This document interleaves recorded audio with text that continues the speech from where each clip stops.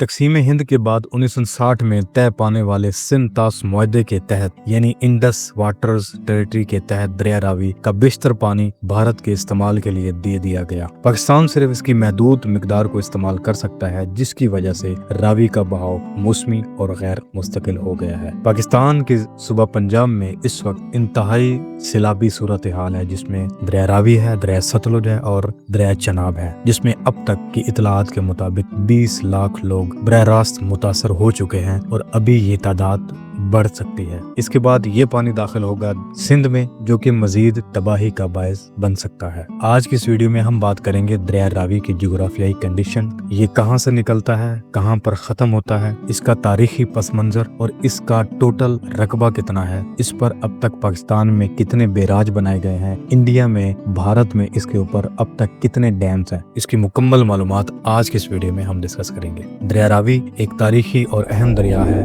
जो बरे सगीर पाको हिंद की सकाफती और जोग्राफियाई मंजरनामे में एक खास मकाम रखता है। ये दरिया सिंध तास मुआहदे के तहत आने वाले 6 बड़े दरियाओं में से एक है। दरिया रावी को कदीम हिंदू मत में इरवाती के नाम से भी जाना जाता है। ये दरिया रावी वादी सिंध की तहजीब से भी जुड़ा हुआ है और यहीं हड़प्पा जैसे अहम आसार कदीमा पाए जाते हैं। रावी के किनारे मुतअद्दिद बड़े और अहम शहर आबाद हैं, जिन्होंने इसके खित्ते की तारीख और तरक्की में अहम किरदार अदा किया है। तकसीम हिंद के बाद 1960 में तय पाने वाले सिंध तास मुआहदे के तहत दरिया रावी का बेशतर पानी भारत के इस्तेमाल के लिए दिया गया। पाकिस्तान सिर्फ इसकी महदूद मिकदार को इस्तेमाल कर सकता है, जिसकी वजह से रावी का बहाव मौसमी और गैर मुस्तकिल हो गया है। दरिया रावी भारत की रियासत हिमाचल प्रदेश के जिला चंबा में से निकलता है। यहाँ से ये पीर पंजाल और धौलाधार के पहाड़ी सिलसिलों के दरमियान से बहता हुआ आगे बढ़ता है, पाकिस्तान में मधुपुर के मकाम के करीब दाखिल होता है और लाहौर के करीब से होता हुआ जनूब मगरिब की तरफ बहता है। ये दरिया पाकिस्तान के सूबा पंजाब अहमदपुर सियाल के करीब दरिया चनाब में शामिल होकर अपना सफर मुकम्मल कर लेता है। इसकी मुकम्मल लंबाई जो है, कुल लंबाई,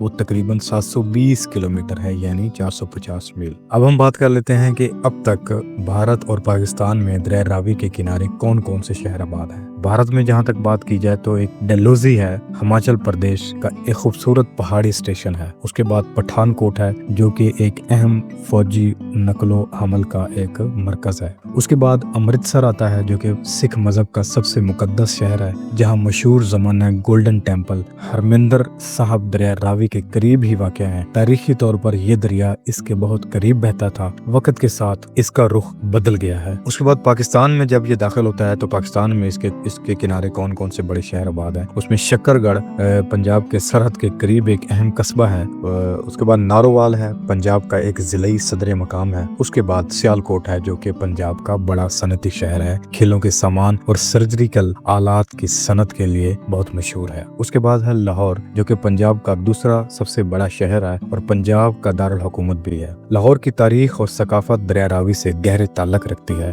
शहर का मशहूर किला लाहौर और बादशाही मस्जिद दरिया के करीब ही वाक़या है। उसके बाद शदरा है, जो कि तारीखी तौर पर एक अलग कस्बा है, लेकिन अब ये लाहौर का हिस्सा बन चुका है और यहाँ पर मशहूर मकबरा जहांगीर भी वाक़या है। इसके बाद हम बात करेंगे कि भारत में दरिया रावी के ऊपर कितने डैम्स और हेडवर्क्स बनाए गए हैं। रंजीत सागर डैम, जिसको थीम डैम के नाम से भी जाना जाता है, ये दरिया रावी पर एक बहुत बड़ा कसीरुल मकसद मंसूबा है, जो 2001 में मुकम्मल हुआ। ये पंजाब भारत के पठानकोट जिला में वाक़या है और इसका मकसद बिजली पैदा करना और आपाशी के लिए पानी जखीरा करना होता है। उसके बाद शाहपुर कुंडी बैराज, ये रंजीत सागर डैम के नीचे की तरफ बनाया गया एक नया बैराज है। ये मंसूबा कई दहाइयों की ताखीर के बाद हाल ही में मुकम्मल हुआ है और इसका बुनियादी मकसद रंजीत सागर डैम से निकलने वाले पानी को आपाशी और बिजली की पैदावार के लिए इस्तेमाल करना है।